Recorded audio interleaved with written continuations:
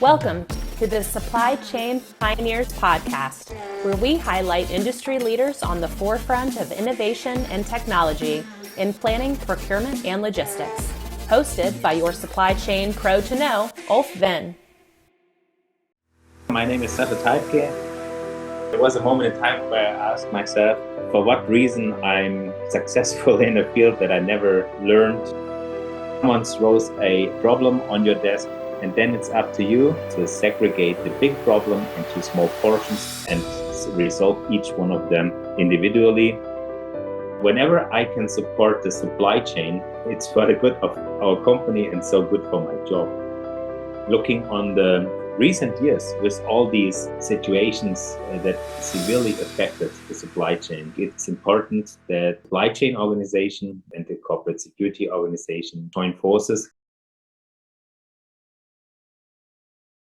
Hello, everybody, and welcome to a new episode of Supply Chain Pioneers. And with me today, I have Sascha Teifke. Hi, Sascha. How are you? Hi, Ulf. Thanks. I'm fine. How about you? I'm good as well. Again, beautiful weather here today, and it's a good time to talk about risk, business continuity, and supply chain, which is what we're going to do today.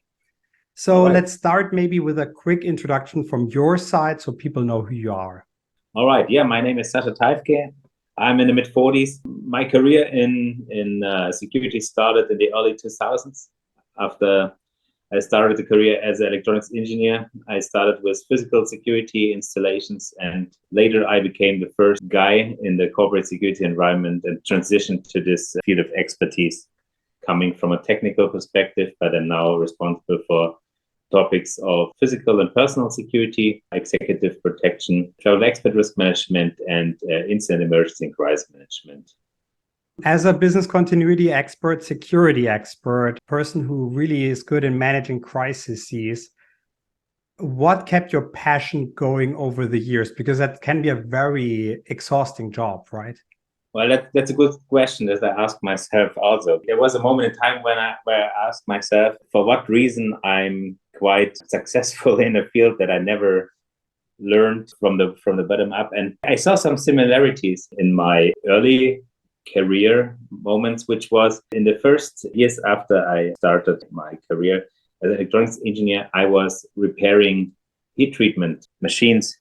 And if you know, these machines they're very big. You have about 12 meters of wiring closet, and your colleague calls you and says, "Oh, damn, the machine is not working anymore." And now it's up to you to avoid a severe damage to the material, which is already in a late stage of the production.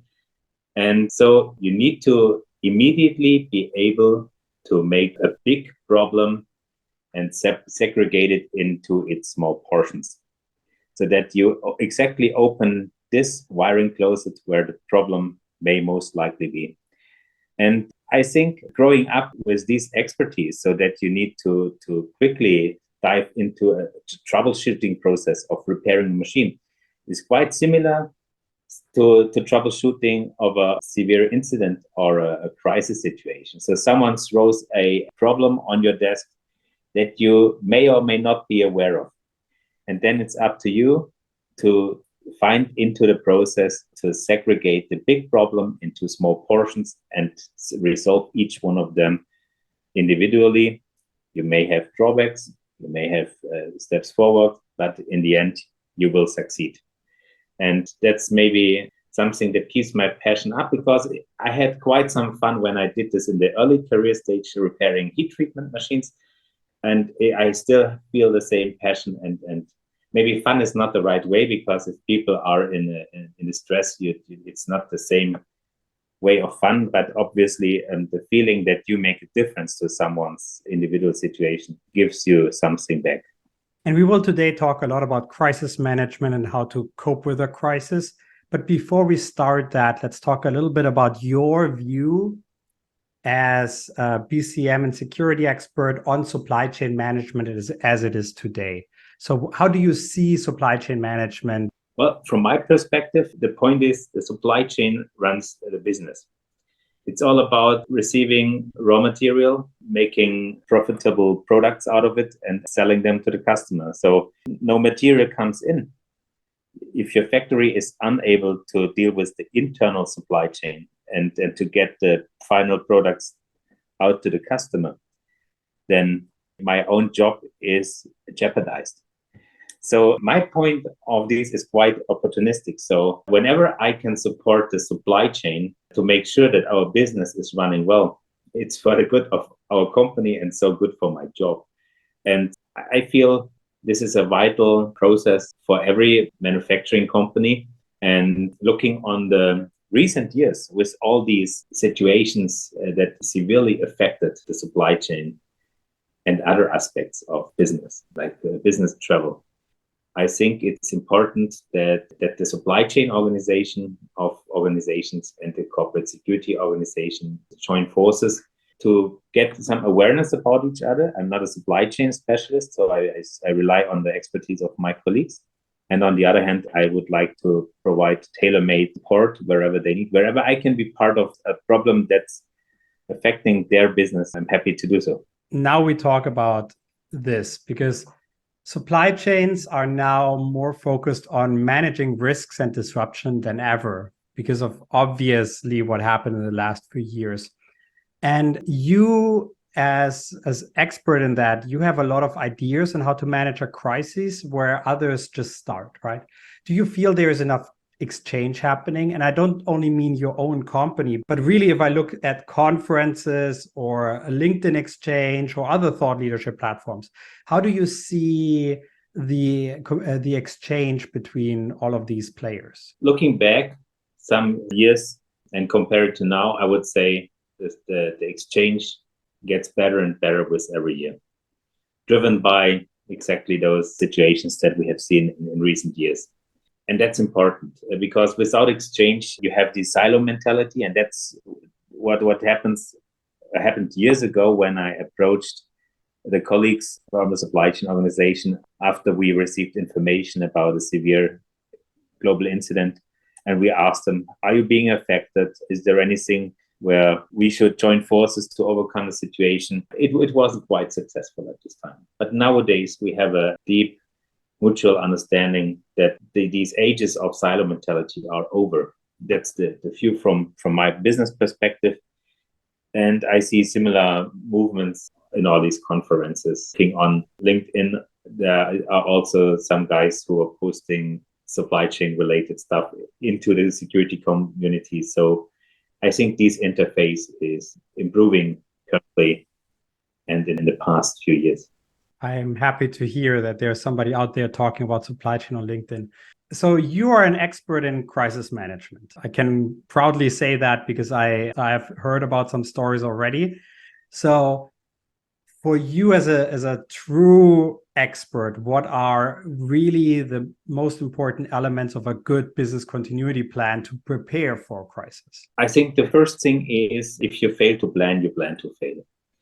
So you cannot only start preparing yourself at the moment when the bad things happen. You need to have a certain understanding of your business and try to understand where it hurts. With this information, you need to identify the key stakeholders in the company and work on a special organization that will start working once these bad things happen. Another thing is that you need to be aware that you will not be able to prepare everything because it's Murphy's Law.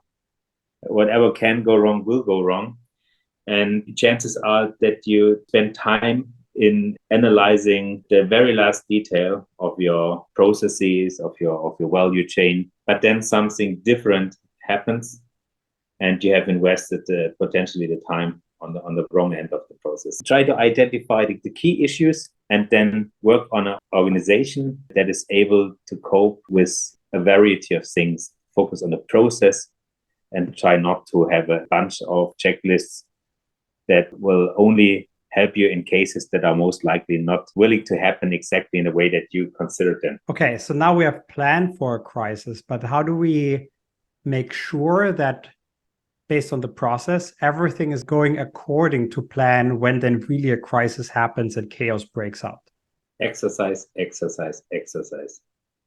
A good crisis management consists out of 99.99% or even more of exercises to be able to deal with these 0.001% of crisis. That's the key, that you have a team of people that knows what to do when you have to do it. Exercise is the key. Obviously, there are a lot of maintenance tasks that you should do along that. So keep your data up to date, that when you need guys, you have the right phone number, track changes in the organization, make sure that you train them to the process and so on. But I think this is given. This is basic. But exercise helps to have a solid group of people who understand the methodology, who understand the role, then have a good crisis manager, because a good crisis manager will make sure that even with the worst crisis management team, you will resolve the crisis. No, that was a little bit of joke, but that's the point, exercise. That's good. Then I have a follow-up question on that. A very simple one. How should you exercise? Because I've never seen anybody in supply chain do preparations for a crisis. Well, it depends. Let's focus on 2 examples of what you can do. The one thing is, if you focus on process and the methodology, you can take any scenario that may not even have the slightest thing to do with your business. You can say you are on Starship, whatever, and the Starship has a breakdown. And the abstractness of the scenario will lead to the point that the team focuses on the role that they have been given to do the scenario. They will focus on process and methodology and learn all about it to overcome a scenario. That's one common thing that you can see if you go to the market and you do the standard trainings that you can purchase on the market. And you should do them. They are quite good. That's something if you want to make sure that you have a solid foundation of crisis management experts who understand it. The second way you can do is, if you have a scenario that's very likely to happen for you and you want to exercise your detailed procedures, then obviously you need some scenarios that trigger these procedures so that you can simulate exactly the use of those procedures. And next to these 2 major exercise types, for general training, obviously, it can be useful to make alerting trainings to see how many pick up the receiver if you call them at 3 o'clock in the night. You can also do this during daytime to keep the good mood in the company. You may also play small incident-based scenarios just to have these kind of nagging on the organization to make sure, we're still here. Because one good problem of crisis management is that by nature, and you should not have a crisis every day. This should be the exception. And so to keep the attention and the awareness about this process high, it's very useful to make sure that you keep the attention high, that you nag people and make sure you're still there. The process is still there. I have here a suggestion. And there's a board game called Starship Unity that is rather new on the market. And this is exactly about a spaceship and then people working together to overcome several crises, one after the other. And maybe that can be helpful for somebody out there to try out. It's a fun board game and it doesn't use anything but your household. So it's a very innovative approach. I've read about it, but I didn't realize that it's already released. So thanks for the tip. I will go after it.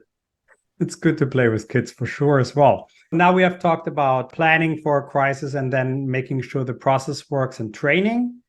But obviously, to make sure the process is communicated, you need frameworks. So how often do you actually update your crisis management frameworks and security frameworks? And how do you make sure it's really communicated to everybody, right? Because again, it's not something that happens every day.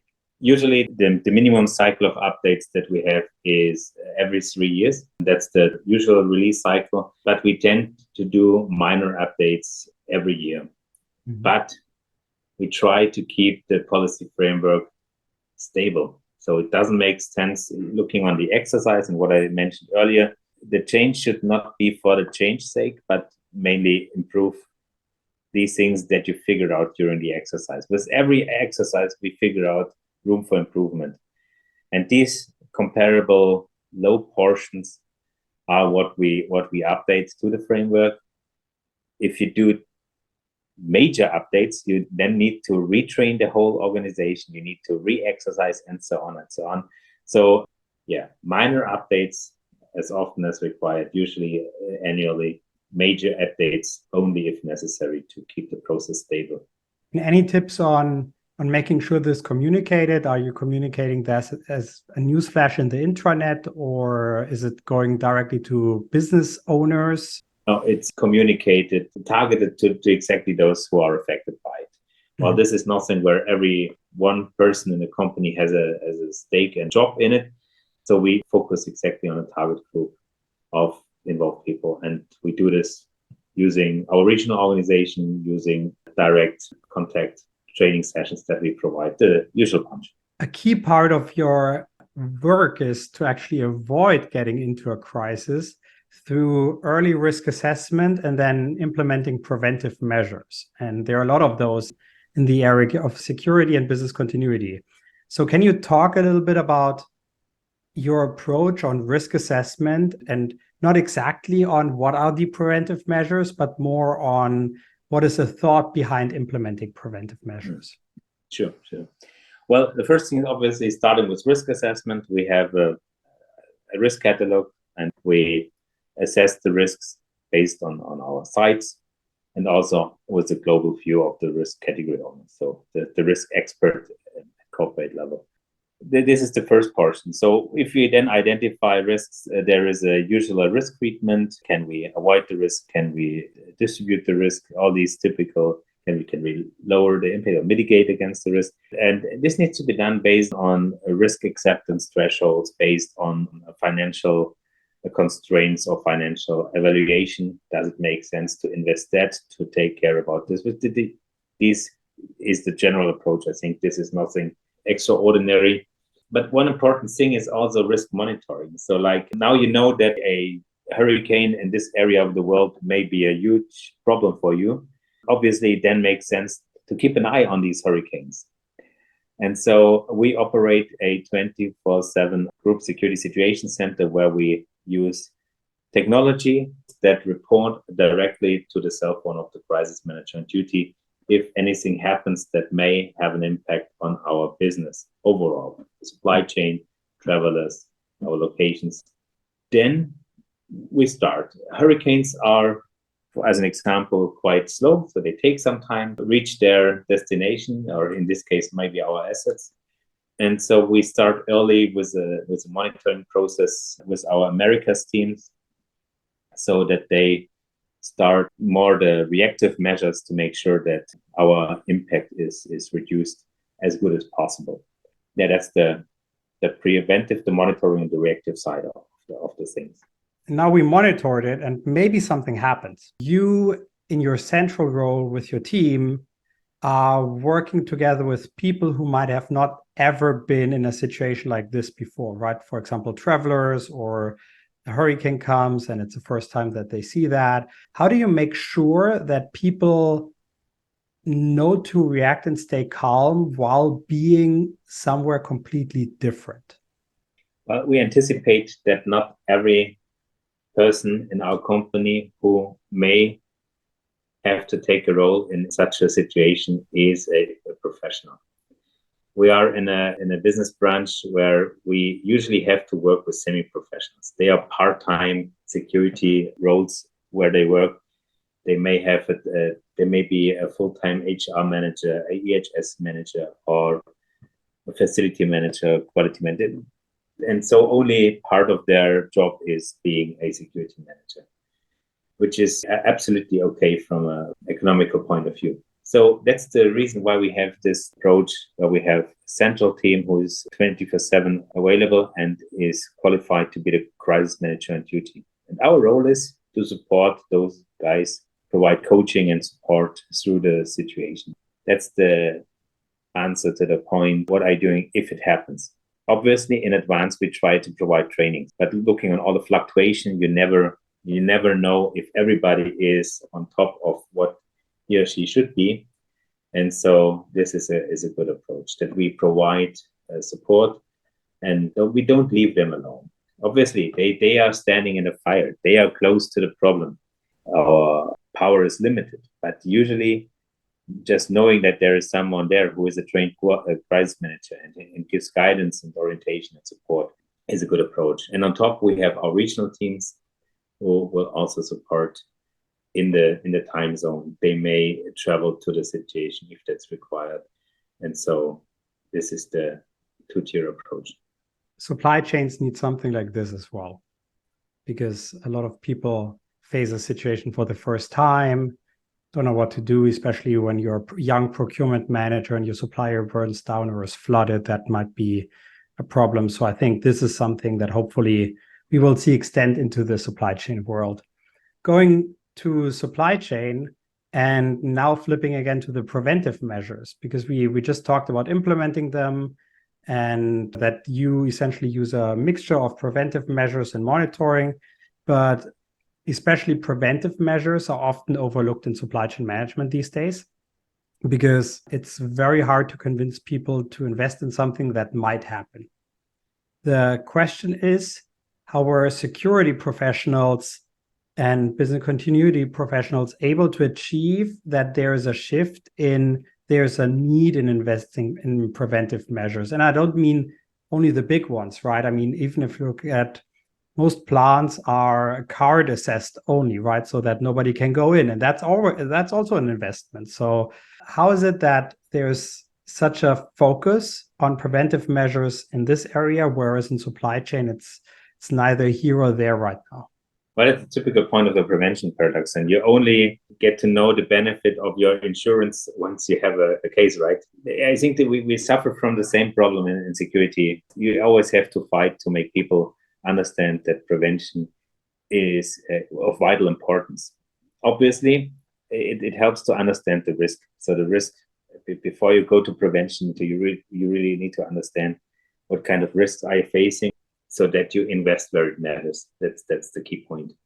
But for those risks, the way where you have a certain likelihood, the impact that matters, then you should really fight to explain it. And that takes some time to convince the decision makers. But if you make it visible, like showing like, look, this is the impact and that's the likelihood, the follow-up impact is even worse, like that what we see in the first minutes after the incident. Hopefully the business will support the idea, and otherwise it's risk acceptance.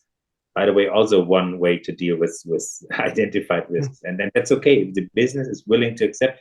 But then it should be a conscious decision to say, okay, if we lose this asset, then it's fine. The business can take this decision. It's always important, and that's the point. Especially if you start, if this way of thinking is new to your role, then it's important to fight and to make sure that you exactly come to the point that the decision maker says, I am going to accept this risk. It should not be left in the room like, okay, we talked about it, but we are shy to say it's risk acceptance. There should be a clear statement on that, and then it's fine. But the fight is important. As long as you're aware, right, and you accept the risk consciously, I think everything is fine. But it's tough to make this call.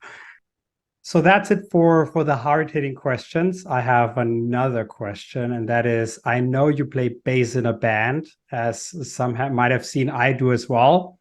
And what similarities do you see between a band and working in security? That's more on my role here in the company. Well, the bass player is usually a support function. You're playing the rhythm and you're not the lead instrument. And comparing supply chain and security and the band and the bass player, I think it's a similar thing. The supply chain is representing the business, the value chain, making sure incoming goods, outgoing products, money flowing back as revenue.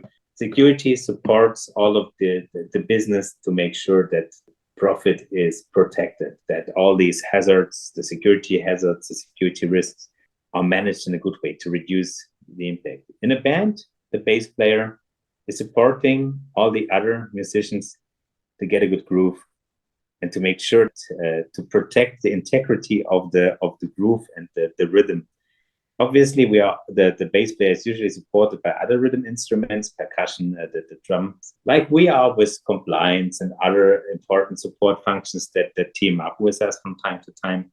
That would be my take on that question. I totally agree.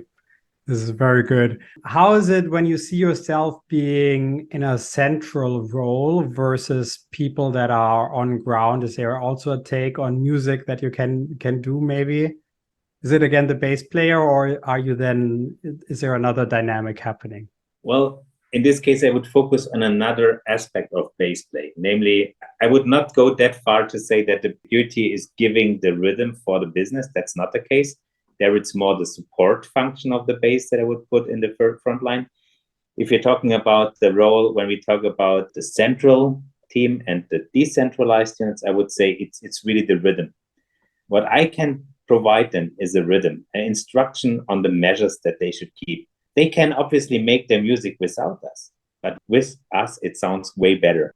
And they can lay back and trust in the rhythm that the bass player will keep it and provide them a solid pattern that they can groove to.